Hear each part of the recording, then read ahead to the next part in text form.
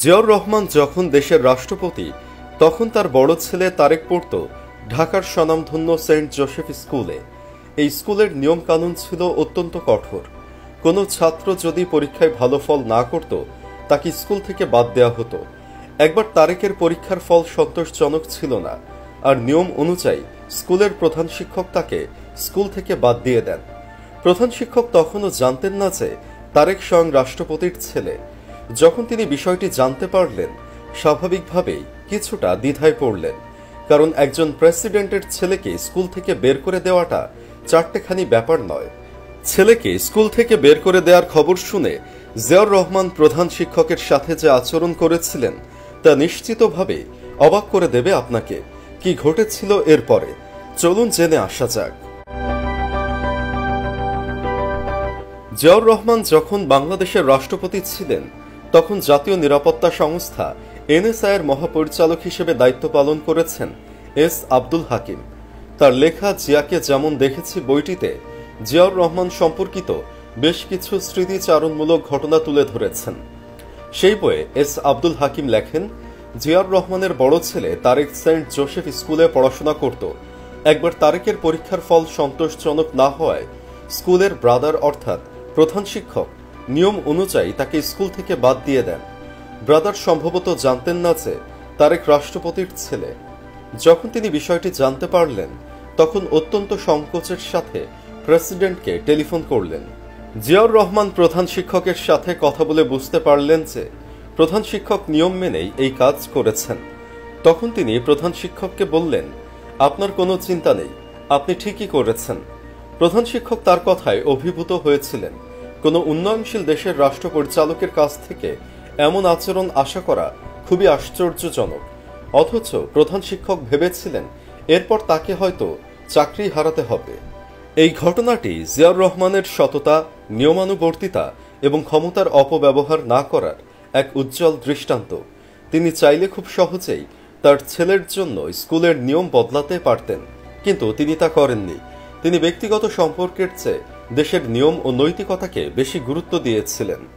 আব্দুল হাকিম মনে করেন, যদি আমাদের দেশের রাজনৈতিক নেতা ও উচ্চ পদে আসীন আমলারা জিয়াউর রহমানের এই দৃষ্টান্ত মেনে চলতেন তাহলে আমাদের সমাজ অনেক বদলে যেত। তিনি আরও শুনেছেন যে জিয়াউর রহমান একবার একটি সরকারি জমি নিজের নামে বরাদ্দ পেয়েছিলেন, কিন্তু সময় মতো কিস্তির টাকা দিতে না পারায় তিনি সেই জমির মালিক হতে পারেননি। মৃত্যুর সময় তিনি ছিলেন জমিহীন, অর্থাৎ একটি দেশের প্রেসিডেন্ট যার কিনা কোনো জমি জমাই ছিল না। জিয়াউর রহমানের আমন্ত্রণে বহু রাষ্ট্রীয় অতিথি বাংলাদেশে এসেছিলেন। তাদের সম্মানে বঙ্গভবনে প্রেসিডেন্টের রাষ্ট্রীয় ভোজের আয়োজন করা হতো এবং সাধারণত সেই ভোজের পর মনোজ্ঞ সাংস্কৃতিক অনুষ্ঠান হতো। পদাধিকার বলে আব্দুল হাকিমও একবার স্ত্রী সহ আমন্ত্রণ পান। নেপালের রাজা ও রানী যখন রাষ্ট্রীয় সফরে এসেছিলেন সে সময়ের একটি ঘটনা তিনি উল্লেখ করেছেন। রাজা ও রানীর সফর উপলক্ষে রীতি অনুযায়ী রাষ্ট্রীয় ভোজ ও সাংস্কৃতিক অনুষ্ঠানের আয়োজন করা হয়েছিল। বিশেষ ব্যস্ততার কারণে আব্দুল হাকিম আগেই স্থির করেছিলেন যে সাংস্কৃতিক অনুষ্ঠান শুরু হওয়ার পরপরই তিনি বঙ্গভবন থেকে বেরিয়ে পড়বেন। তিনি একটু পেছনের দিকে বসেছিলেন যেন কারো দৃষ্টি আকর্ষণ না করেই বেরিয়ে আসতে পারেন। হল ছেড়ে যখন বেরিয়ে আসছিলেন হঠাৎ তার নজরে পড়ল প্রেসিডেন্টের এডিসি প্রেসিডেন্টের দুই ছেলেকে নিয়ে একদম পেছনের সারিতে বসে আছেন। আব্দুল হাকিম এডিসিকে বললেন, ওদের নিয়ে এত পেছনে রয়েছেন কেন? ওদের নিয়ে আরো সামনে যেতে পারেন, সামনের দিকে সিট খালি আছে। এডিসির উত্তর শুনে আব্দুল হাকিম অবাক হলেন। কাচুমাচু হয়ে এডিসি বললেন, স্যার, প্রেসিডেন্ট সাহেব জানেন না তার ছেলেরা এখানে আছে। জানলে বিপদ হবে আমার এবং ওদের, কারণ ওদের এ সময় বঙ্গভবনে আসা নিষেধ। তাই ওদের নিয়ে এতদূর বসেছি। স্যার, আপনি যেন প্রেসিডেন্ট সাহেবকে জানাবেন না। আব্দুল হাকিম লিখেছেন, এই ছিলেন জিয়াউর রহমান। নিজের ছেলেদেরও এই সরকারি সাংস্কৃতিক অনুষ্ঠান উপভোগ করার সুযোগ দিতেন না, কারণ এও স্বজনপ্রীতির সংজ্ঞার মধ্যে এসে যায়। টেলিভিশন কর্তৃপক্ষের ওপর তার কড়া নির্দেশ ছিল যে তার ছেলেদেরকে যেন কোনো সময় অথবা কোনো ছুতোয় টেলিভিশনের পর্দায় দেখানো না হয়। তার জীবদ্দশায় কেউই তার ছেলেদের টেলিভিশনের পর্দায় দেখেনি।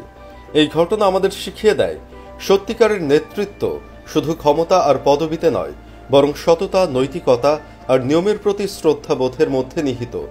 জিয়াউর রহমান সেই উদাহরণই তৈরি করে গেছেন।